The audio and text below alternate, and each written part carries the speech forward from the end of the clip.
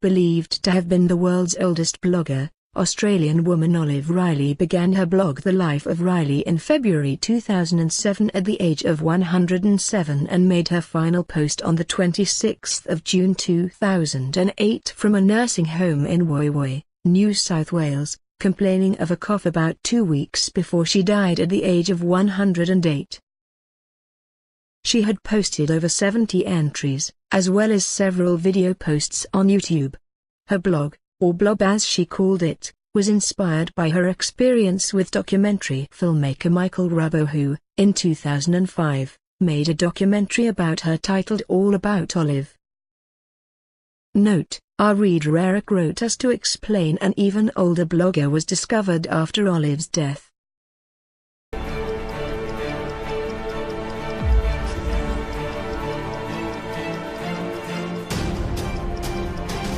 Pierre-Jean Buster Martin claims to be the United Kingdom's oldest employee at the age of 102.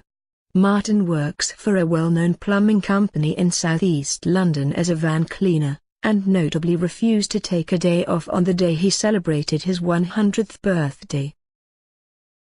But he is also a marathon runner.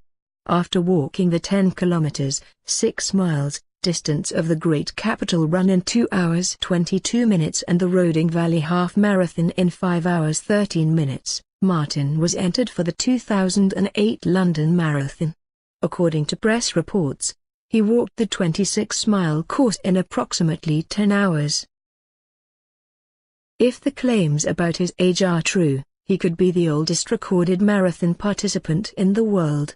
However, officials of the Guinness World Records organization said that they did not consider Martin eligible for the record because he had never provided proof as his age.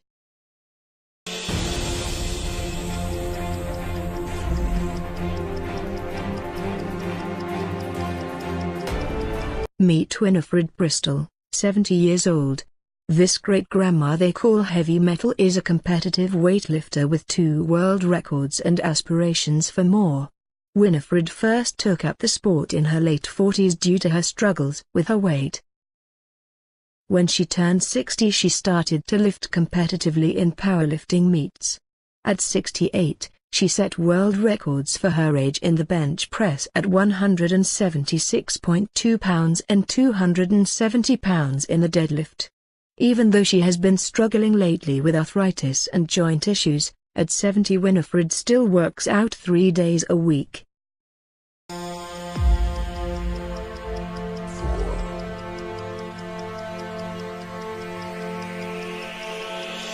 56-year-old Jennifer Fidge pressed her toes into the Caribbean sand, exhilarated and exhausted as she touched land this week for the first time in almost a month. Reaching a beach in Trinidad, she became the first woman on record to swim across the Atlantic Ocean. A dream she'd had since the early 1960s, when a stormy transatlantic flight got her thinking she could don a life vest and swim the rest of the way if needed. The 56-year-old left the Cape Verde Islands off Africa's western coast on January 12, battling waves of up to 30 feet, 9 meters, and strong winds.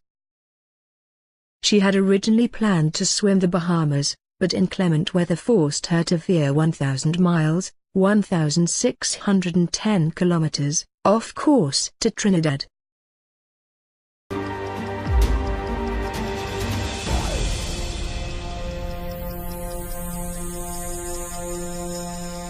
Ron Cunningham, who died in 2007 at the age of 92, was an escapologist and end-of-the-pier artist specializing in feats such as eating light bulbs and removing a straitjacket while hanging upside down with his trousers on fire. To impress audiences, he put himself in great danger during many of his stunts using fire, water and glass at his local pub, the Bedford Tavern in Brighton. It was here where he performed his last stunt in 2005. This was the escape out of handcuffs with both arms on fire with lighter fluid. He died in Brighton, East Sussex after a whiskey and a cigar at his home on October 15, 2007. His last request was for a trapdoor in the hearse at his funeral. He wrote a short poem, which was read at the occasion, They lay the greater money in his box. They have done it up with nails not locks, but at his funeral do not despair, chances are he won't be there.